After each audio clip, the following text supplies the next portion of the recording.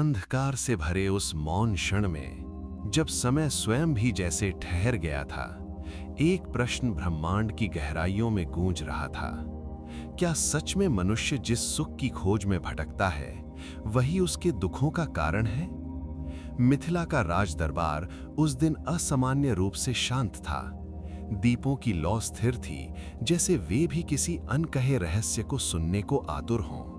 राजा जनक, जो स्वयं ज्ञान और वैराग्य के प्रतीक माने जाते थे, अपने सिंहासन पर बैठे हुए थे, किंतु उनके नेत्रों में एक विचलन था, एक ऐसा प्रश्न जो भीतर से उन्हें झकझोर रहा था। उसी क्षण सभा के द्वार पर एक विचित्र आकृति प्रकट हुई। एक युवा ऋषि, जिसका शरीर 8 स्थानों से वक्र था, किंतु उसकी आभा इतनी प्रखर थी कि मानो स्वयं सत्य उसके भीतर साकार हो उठा हो। वे थे अष्टावक्र। उनके कदमों की आहट जैसे समय के प्रवाह को चीरती हुई सभा में प्रवेश कर रही थी। कुछ विद्वान उनके रूप को देखकर मंद मंद मुस्कुरा उठे, कुछ ने उपहास किया, परंतु राजा जनक की दृष्टि स्थिर रही। वे उस शरीर के भीतर छिपे सत्य को पहचान चुके थे। अष्टावक्र ने सभा के मध्य आकर बिना किसी संकोच के कहा, राजन, ये सभा विद्वानों की है या मूर्खों की? सभा में सन्नाटा छा गया। जनक ने शांत स्वर में पूछा, ऐसा क्यों कहते हो ईश्वर? अष्टावक्र की आंखों में एक तीक्ष्ण चमक थी, क्योंकि यहां लोग मेरे शरीर को देख रहे हैं, मेरे ज्ञान को नहीं। ये वाक्य जैसे वज्र बनकर गिरा। उसी क्षण जनक समझ गए कि आज कोई साधारण संवाद नहीं होने वाला, आज सत्य स्वयं उद्घाटित होगा। जनक ने अपनी जिज्ञासा प्रकट की, हे मुनि, मैं जानना चाहता हूं, ये मनुष्य जो जीवन भर सुख की तलाश में भटकता है, क्यों अंततः दुख ही प्राप्त करता है?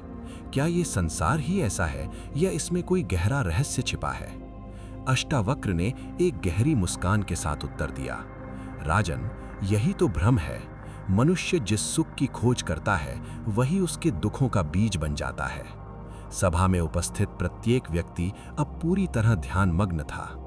अष्टावक्र ने आगे कहा, मनुष्य सोचता है कि सुख बाहरी वस्तुओं में है, धन, संबंध, प्रतिष्ठा, परंतु वो ये नहीं देख पाता कि इन सब की चाह ही उसके भीतर एक अशांति पैदा करती है, और जब ये चाह पूरी नहीं होती तो वही चाह दुख में परिवर्तित हो जाती है।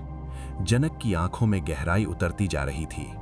राजन, अष्टावक्र बोले, जब तुम किसी वस्तु को पाने की इच्छा करते हो, उसी क्षण तुम अपने वर्तमान से असंतुष्ट हो जाते हो। यही असंतोष दुख का आरंभ है, और जब वो वस्तु मिल भी जाती है, तब भी भय बना रहता है, खोने का भय। सभा में बैठे एक विद्वान ने प्रश्न किया, तो क्या हमें कुछ भी चाहना नहीं चाहिए? क्या इच्छा का त्याग ही समाधान है? अष्टावक्र ने शांत स्वर में कहा, इच्छा का त्याग करने की भी इच्छा मत रखो, बस उसे देखो, समझो और उसे अपने ऊपर अधिकार मत करने दो। उनकी वाणी में एक ऐसी स्थिरता थी जो सीधे हृदय को छू रही थी। मनुष्य अपने सुख को भविष्य में ढूंढता है, अष्टावक्र बोले। वो सोचता है जब ये मिलेगा तब मैं सुखी होऊंगा, परंतु ये जब कभी आता ही नहीं, और इसी प्रतीक्षा में जीवन बीत जाता है। जनक के मन में एक चित्र उभरा, एक व्यक्ति जो जीवन भर दौड़ता रहा, परंतु अंत में पारा कि वो वहीं खड़ा है जहां से उसने शुरुआत की थी। अष्टावक्र ने अपनी दृष्टि पूरे दरबार पर डाली।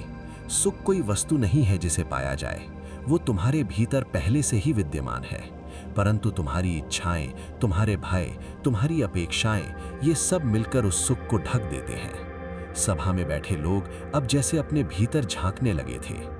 जब तुम कहते हो मैं दुखी हूं, तो वास्तव में तुम अपने विचारों से जुड़ जाते हो, अष्टावक्र बोले। परंतु यदि तुम केवल साक्षी बन जाओ, अपने विचारों को देखो बिना उनसे जुड़े, तो तुम पाओगे कि दुख केवल एक गुजरता हुआ बादल है। उनकी वाणी में एक अद्भुत शक्ति थी, जैसे हर शब्द किसी अदृश्य द्वार को खोल रहा हो। जनक ने धीरे से पूछा, तो क्या इसका अर्थ है कि सुख और दुख दोनों ही भ्रम हैं? अष्टावक्र ने उत्तर दिया, हाँ राजन, सुख और दुख दोनों ही मन के खेल हैं। आत्मा इनसे परे है, शांत, स्थिर, अचल। उनके शब्दों के साथ ही जैसे समय रुक गया। जिस दिन तुम ये समझ जाओगे कि तुम न सुख हो न दुख, तुम केवल साक्षी हो, उसी दिन तुम्हें मुक्ति मिल जाएगी। सभा में एक गहरी निस्तब्धता छा गई, जैसे हर व्यक्ति उस सत्य को अपने भीतर महसूस कर रहा था। जनक की आंखों में अब कोई प्रश्न नहीं था, केवल एक गहन शांति थी। उन्होंने धीरे से कहा, हे मुनि, आज मैंने जाना कि मैं जिस सुख के पीछे भाग रहा था वही मेरे दुखों का कारण था, और जो मैं खोज रहा था वो तो मेरे भीतर ही था। अष्टावक्र ने मुस्कुराते हुए कहा, राजन, जब खोज समाप्त होती है तभी सत्य प्रकट होता है। उनके शब्दों के साथ ही जैसे एक नया सवेरा हुआ।